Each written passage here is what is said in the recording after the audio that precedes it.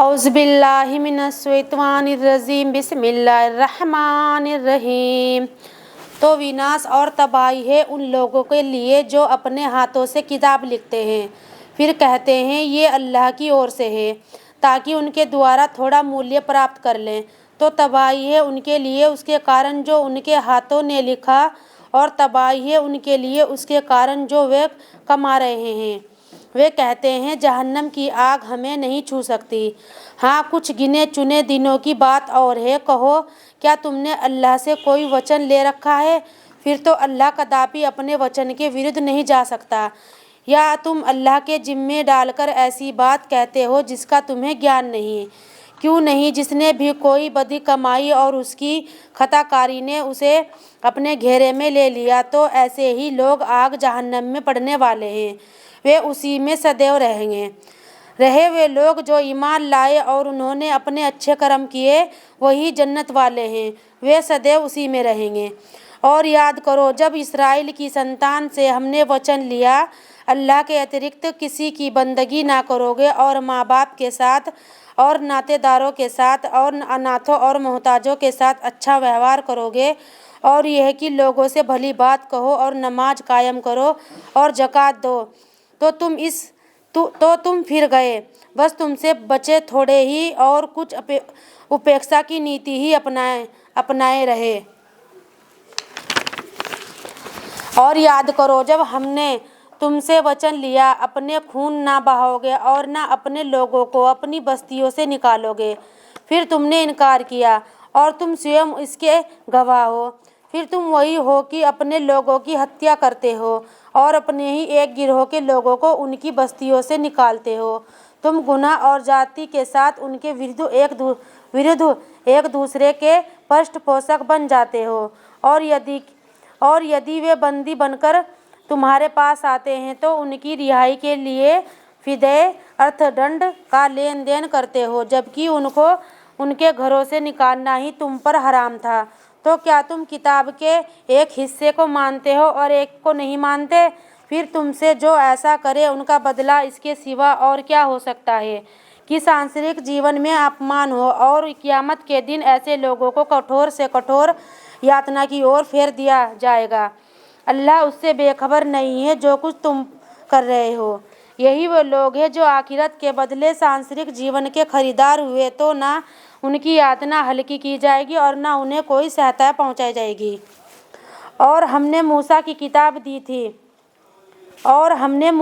किताब दी थी और उनके पश्चात आगे पीछे निरंतर रसूल भेजते रहे, और मरियम के बेटे ईसा को खुली खुली निशानियां प्रदान की और पवित्र आत्मा के द्वारा उसे शक्ति प्रदान की।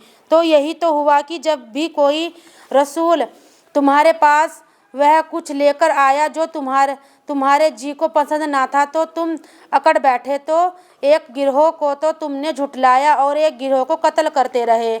वे कहते हैं हमारे दिलों पर तो प्राकृतिक आवरण चढ़े हैं, नहीं बल्कि उनके इनकार के कारण अल्लाह ने उन पर लानत की है, अतः वे ईमान थोड़े ही लाएंगे। और जब उनके पास एक किताब अल्लाह की ओर से आई है जो उसकी पुष्टि करती है जो उनके पास मौजूद है, और इससे पहले तो वे ना मानने वाले लोगों पर विजय पाने के इच्छुक रहे।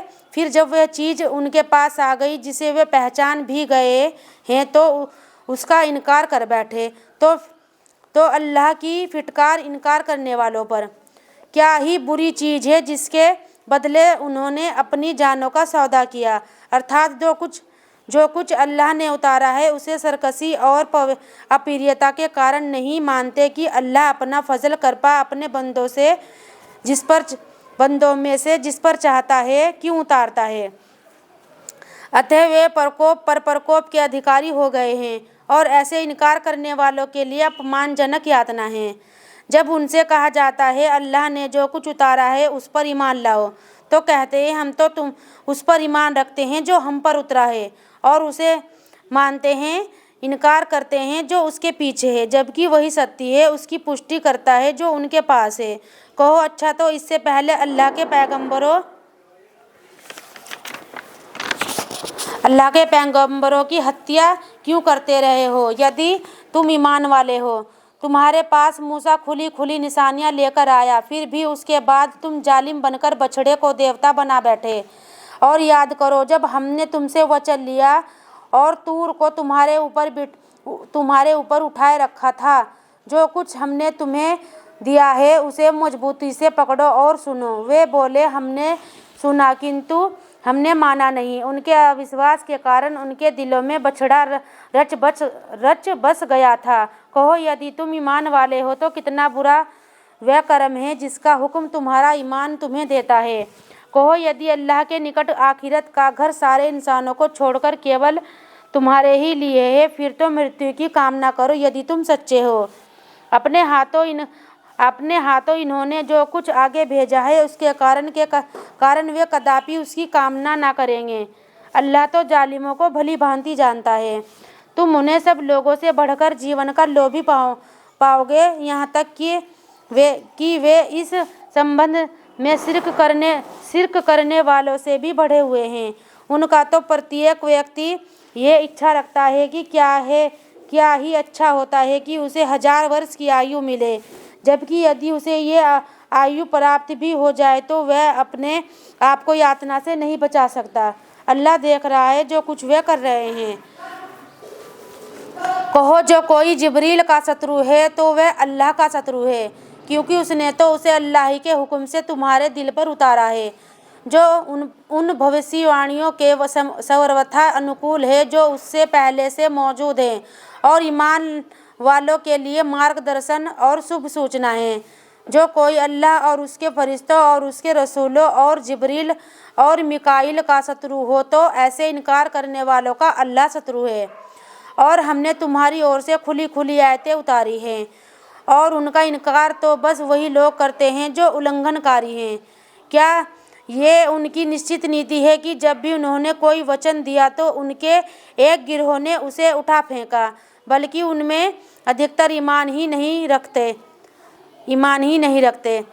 और जब उनके पास अल्लाह की ओर से एक रसूल आया जिससे वह उस भविष्यवाणी की पुष्टि हो रही है जो उनके पास थी, तो उनके एक गिरोह ने जिन्हें किताब मिली थी अल्लाह की किताब को अपने पीठ पीछे डाल दिया, मानो वे कुछ जानते ही नहीं। और वे उस चीज़ के पीछे पड़ गए जिसे शैतान सुलेमान की बादशाही पर थोप कर पढ़ते थे। हालांकि सुलेमान ने कोई कुफ्र नहीं किया था, बल्कि कुफ्र तो शैतानों ने किया था। वे लोगों को जादू सिखाते थे और उस चीज़ में पड़ गए जो बाबिल में दोनों फरिश्तों हारूत और मारूत पर उतारी गई थी, और वे किसी को भी सिखाते न थे जब तक कि कह न देते, हम तो बस एक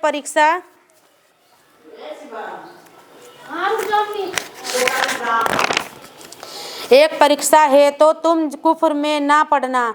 तो लोग उन दोनों से वह कुछ सीखते हैं जिसके द्वारा पति और पत्नी में अलग गांव पैदा कर दे, यद्यपि वे इससे किसी को भी हानि नहीं पहुंचा सकते थे। हाँ, ये और बात है कि अल्लाह के हुक्म से किसी को हानि पहुंचने वाली ही हो, और वे कुछ सीखते हैं जो उन्हें हानि ही पहुंचाए और उन्हें कोई लाभ न पहुंचाए, और उन्हें भली भांति मालूम है कि जो उसका ग्राहक बना उसका आखिरत में कोई हिस्सा नहीं। कितनी बुरी चीज़ के बदले उन्होंने अपने प्राणों का सौदा किया। यदि वे जानते तो ठीक मार्ग अपनाते, और यदि वे ईमान लाते और डर रखते तो अल्लाह के यहाँ से मिलने वाला बदला कहीं अच्छा था। यदि वे जानते तो इसे समझ सकते। ऐ ईमान लाने वालों, रायना ना कहा करो बल्कि अनुजुरना कहा करो, और सुना करो, और इनकार करने वालों के लिए दुखद यातना है। इनकार करने वाले नहीं चाहते, ना किताब वाले और ना मुशरिक बहुदेववादी कि तुम्हारे रब की ओर से तुम पर कोई भलाई उतरे। हालांकि अल्लाह जिसे चाहे अपनी दयालुता के लिए खास कर ले। अल्लाह बड़ा अनुग्रह करने वाला है। हम जिस आयत और निशान को भी मिटा दे या उसे भुला देते हैं तो उससे बेहतर लाते हैं या उस जैसा दूसरा ही। क्या तुम जानते नहीं हो कि अल्लाह को हर चीज़ की सामर्थ्य प्राप्त है?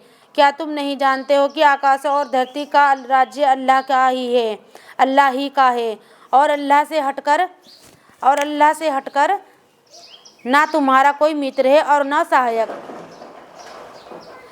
ऐ ईमान वालों, तुम अपने रसूल के आदर का ध्यान रखो, या तुम चाहते हो कि अपने रसूल से उसी प्रकार से प्रश्न और बात करो जिस प्रकार इससे पहले मूसा से बात की गई है। हालांकि जिस व्यक्ति ने ईमान के बदले इनकार की नीति अपनाई तो वह सीधे रास्ते से भटक गया। बहुत सी किताब वाले अपने भीतर की ईर्ष्या से चाहते हैं कि किसी प्रकार वे तुम्हारे ईमान लाने के बाद फेर कर तुम्हें इनकार कर देने वाला बना दे। यद्यपि सत्य उन पर प्रकट हो चुका है तो तुम दरगुजर क्षमा से काम लो और जाने दो यहाँ तक कि अल्लाह अपना फैसला लागू कर दे। निसंदेह अल्लाह को हर चीज की सामर्थ्य प्राप्त है। और नमाज कायम करो और जगा दो और तुम स्वयं अपने लिए जो भलाई भी पेश करोगे उसे अल्लाह के यहाँ मौजूद पाओगे। निसंदेह जो कुछ तुम करते हो अल्लाह उसे देख रहा है। और उनका कहना कोई व्यक्ति जन्नत में प्रवेश नहीं कर सकता सिवाय उसके जो यहूदी है या ईसाई है। ये उनकी अपनी निराधार कामनाएं है। कहो यदि तुम सच्चे हो तो अपने प्रमाण पेश करो। क्यों नहीं, जिसने भी अपने आप को अल्लाह के प्रति समर्पित कर दिया और उसका कर्म भी अच्छे से अच्छा हो तो उसका प्रतिदान उसके रब के पास है और ऐसे लोगों के लिए न कोई भय होगा और न ही वो शोकाकुल होंगे। यहूदियों ने कहा ईसाइयों की कोई बुनियाद नहीं और ईसाइयों ने कहा यहूदियों की कोई बुनियाद नहीं, हालांकि वे किताब का पाठ करते हैं। इसी तरह की बात उन्होंने भी कही है जो ज्ञान से वंचित हैं। तो अल्लाह क़यामत के दिन उनके बीच उस चीज़ के विषय में निर्णय कर देगा जिसके विषय में वे विभेद कर रहे हैं। और उससे बढ़कर अत्याचारी और कौन होगा जिसने अल्लाह की मस्जिदों को उसके नाम के स्मरण से वंचित रखा और उन्हें उजाड़ने पर उतारू रहा। ऐसे लोगों को तो बस डरते हुए कि उनमें प्रवेश करना चाहिए था। उनके लिए संसार में रुसवाई अपमान है और उनके लिए आखिरत में बड़ी यातना नियत है। पूरब और पश्चिम अल्लाह ही के हैं, अतः जिस ओर भी तुम रुख करो उसी और अल्लाह का रुख है। निसंदेह अल्लाह बड़ी समाई वाला सर्वव्यापी सर्वज्ञ है। कहते हैं अल्लाह औलाद रखता है, महिवान है। वह पूरब और पश्चिम ही नहीं बल्कि आकाशों और धरती में जो कुछ भी है उसी का है, सभी उसके आज्ञाकारी हैं।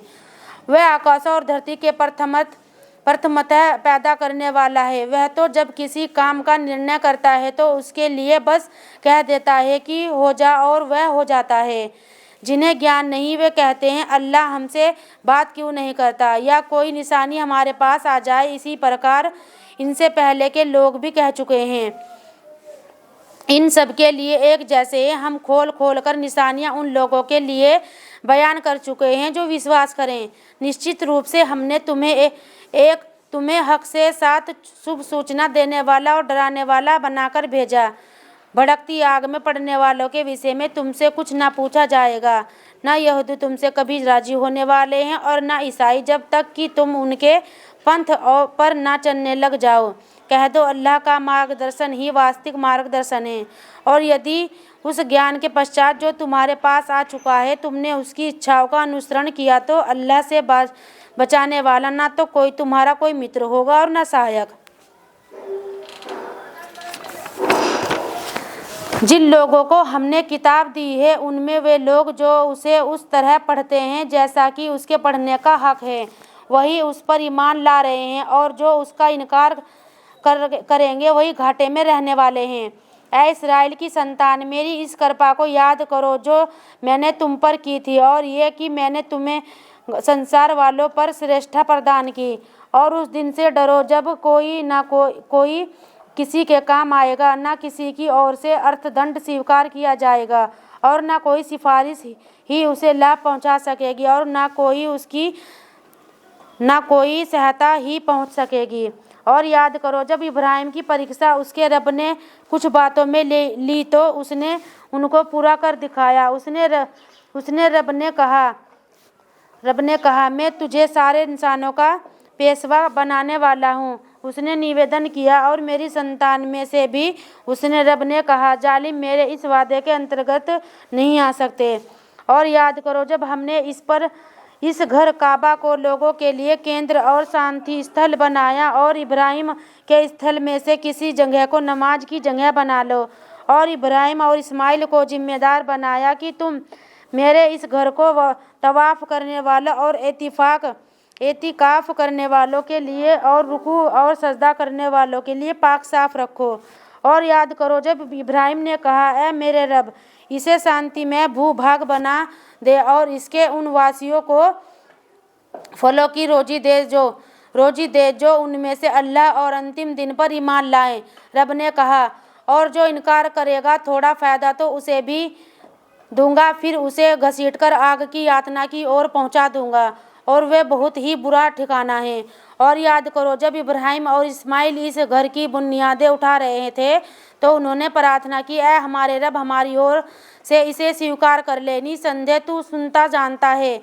ऐ हमारे रब, हम दोनों को अपना आज्ञाकारी बना और हमारी संतान में से अपना एक आज्ञाकारी समुदाय बना और हमें हमारी इबादत के तरीके बता और हमारी तौबा कबूल कर। निसंदेह तू तौबा कबूल करने वाला अत्यंत दयावान है। ऐ हमारे रब, उन्हीं में से एक ऐसा रसूल उठा जो उन्हें तेरी आयतें सुनाए और उनको किताब और तत्वदर्शिता की शिक्षा दे और उनकी आत्मा को विकसित करे। निसंदेह तू प्रभुत्वशाली तत्वदर्शी है। कौन है जो इब्राहिम के पंथ में मुंह मोड़े सिवाय उसके जिसने स्वयं को पतित कर लिया, और उसे तो हमने दुनिया में चुन लिया था और निसंदेह आखिरत में उसकी गणना योग्य लोगों में होगी। क्योंकि जब उससे उसके रब ने कहा, मुस्लिम आज्ञाकारी हो जा, उसने कहा, मैं सारे संसार के रब का मुस्लिम हो गया। और इसी की वसीयत इब्राहिम ने अपने बेटों को की और याकूब ने भी अपनी संतान को की ऐ मेरे बेटो, अल्लाह ने तुम्हारे लिए यही दीन धर्म चुना है तो इस्लाम, इस आज्ञा पालन के अतिरिक्त किसी और दशा में तुम्हारी मृत्यु ना हो। क्या तुम इब्राहिम के वसीयत करते समय मौजूद थे, या तुम मौजूद थे जब याकूब की मृत्यु का समय आया, जब उसने अपने बेटों से कहा, तुम मेरे पश्चात इसकी इबादत करोगे? उन्होंने कहा, हम आपके इष्ट पूज्य और आपके पूर्वज इब्राहिम और इस्माइल और इसहाक के इष्ट पूज्य की बंदगी करेंगे जो अकेला इष्ट पूज्य है, और हम उसी के आज्ञाकारी मुस्लिम हैं। वह एक गिरोह था जो गुजर चुका, जो कुछ उसने कमाया वह उसका है और जो कुछ तुमने कमाया वह तुम्हारा है, और जो कुछ वे करते रहे उसके विषय में तुमसे कोई पूछताछ न की जाएगी। वे कहते हैं, यहूदी या ईसाई हो जाओ तो मार्ग पालोगे। कहो नहीं, बल्कि इब्राहिम का पंथ अपनाओ जो एक अल्लाह का हो गया था और वह बहुदेववादियों में से ना था। कहो हम ईमान लाएं अल्लाह पर, उस चीज़ पर जो हमारी ओर उतरी और जो इब्राहिम और इस्माइल और इसहाक और याकूब और उनकी संतान की ओर उतरी, और जो मूसा और ईसा को मिली, और जो सभी नबियों को उनके रब की ओर से प्रदान की गई। हम उनमें से किसी के बीच अंतर नहीं करते और हम केवल उसी के आज्ञाकारी हैं। फिर यदि वे उसी तरह ईमान लाएं जिस तरह तुम ईमान लाए हो तो उन्होंने मार्ग पा लिया, और यदि वे मुंह मोड़े तो फिर वही विरोध में पड़े हुए हैं। अतः तुम्हारी जगह स्वयं अल्लाह उनसे निपटने के लिए काफ़ी है, वह सब कुछ सुनता जानता है। कहो अल्लाह का रंग ग्रहण करो उसके रंग से अच्छा और किसका रंग हो सकता है, और हम तो उसी की बंदगी करते हैं। कहो क्या तुम अल्लाह के विषय में हमसे झगड़ते हो, हालांकि वही हमारा रब भी है और तुम्हारा भी रब भी, और हमारे लिए हमारे कर्म है और तुम्हारे लिए तुम्हारे कर्म, और अब हम तो बस निरे उसी के हैं। या तुम कहते हो कि इब्राहिम और इस्माइल और इसहाक और याकूब और उसकी संतान सब के सब यहूदी या ईसाई थे। कहो तुम अधिक जानते हो या अल्लाह, और उससे बढ़कर जालिम कौन होगा जिसके पास अल्लाह की ओर से आई हुई कोई गवाही हो और वह उसे छिपाए, और जो कुछ तुम कर रहे हो अल्लाह उससे बेखबर नहीं है। वह एक गिरोह था जो गुजर चुका, जो कुछ उसने कमाया वह उसके लिए है, और जो कुछ तुमने कमाया वह तुम्हारे लिए है, और तुमसे उसके विषय में ना पूछा जाएगा जो कुछ वे करते रहे हैं।